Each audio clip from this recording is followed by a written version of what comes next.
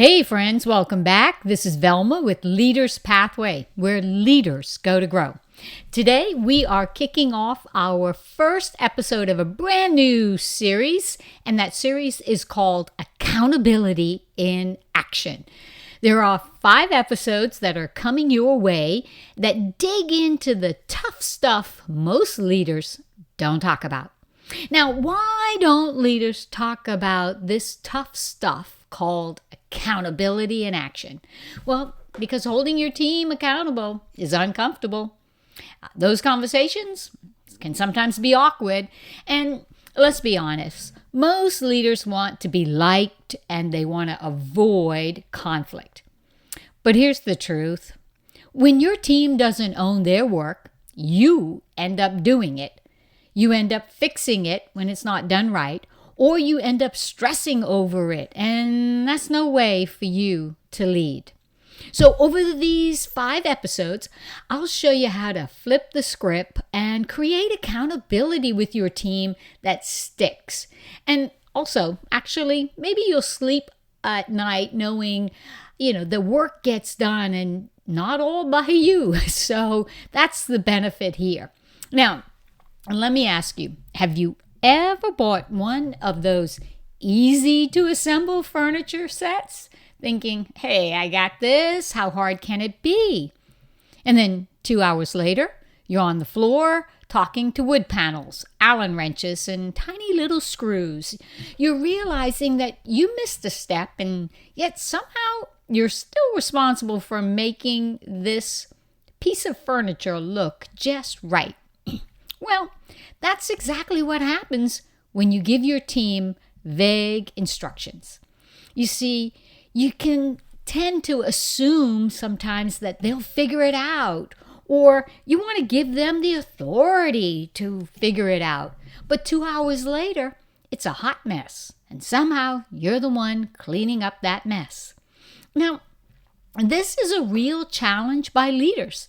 In fact, according to a 2024 report by Webster about maximizing team accountability, the research found that role clarity alone, just role clarity, understanding what is my role, it can increase personal accountability by over 30%.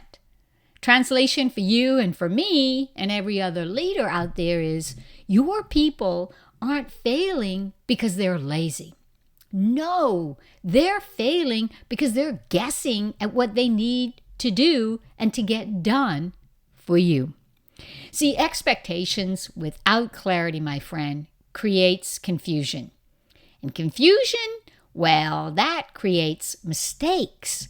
And mistakes, that creates stress. And that stress lands squarely on your desk and your shoulders, by the way, too. But not anymore, because you can use 3 steps that I'm going to give you right now to fix the accountability in action and get your team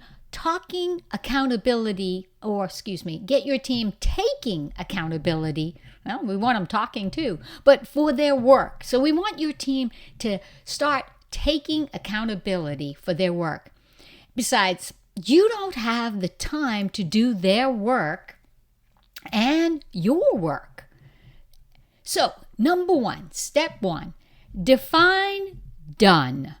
Now, here's what I mean. Don't just say, can you update that report for me? Say, can you update the 4-quarter numbers in the report? Fix the formatting for me and send it to me by Thursday at 3 p.m. Did you see how clear that was? Did you see how we defined what done looks like?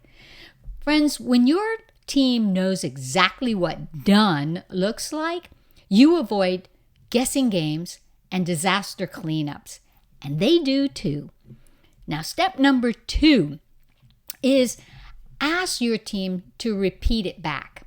So when you assign a project or ask for their help, have them repeat back what you're asking for. Have them explain the task that they will do for you in their own words. If they can't explain it, then they don't understand it. And it's just that simple. And then number 3, or the third step, is to confirm the why. See, we talk a lot about why and how important the why is, but the truth is people perform better when they understand why a task matters. They prioritize better. They'll make better decisions knowing the why they're doing the task in the first place. And here's a bonus for you. They'll actually meet your expectations. My leader friend, what these three steps outline, it isn't micromanaging. This is helping your team members help you. And before we go deeper, I want to offer something to help you as well. Here's a quick fix to help you. Grab book 1 and 2 of the Valuable Leader series. That's right. You know, I've broken artery on those books, but these are really guides, and you can pick just one chapter, like the chapter on listening and the importance of how to listen well. These guides are jam-packed with strategies for leading with clarity, which is what we're talking about today, leading with influence and leading with insight. And you want them so your team will finally own their work. They'll meet your expectations and you will get your sanity back.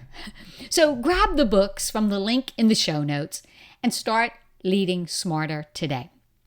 Well, that's it for today, my friends. We've got 3 steps that will help you to have your team take accountability for their work so that you don't have to do their work for them. And step number 1, as a recap, is define what done looks like. Step number 2 is ask them to repeat back what they are going to do in the task based on their own words. And step number 3, confirm the why. Give people an understanding of why the task matters and why their time is important to get that task done. Well, that's it for today, my friends.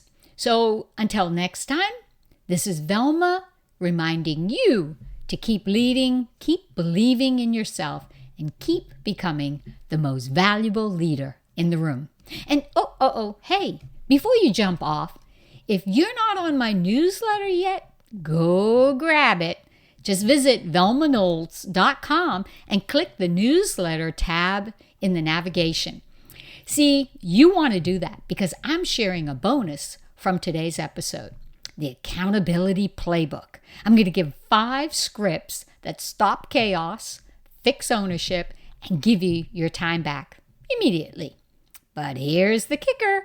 Friends, the bonus is only for email insiders because, well, I can't give all my secrets away on a podcast, right? That's it. So go to velmaknowles.com and sign up for the newsletter, and you will be on the list to get the Accountability Playbook when we complete this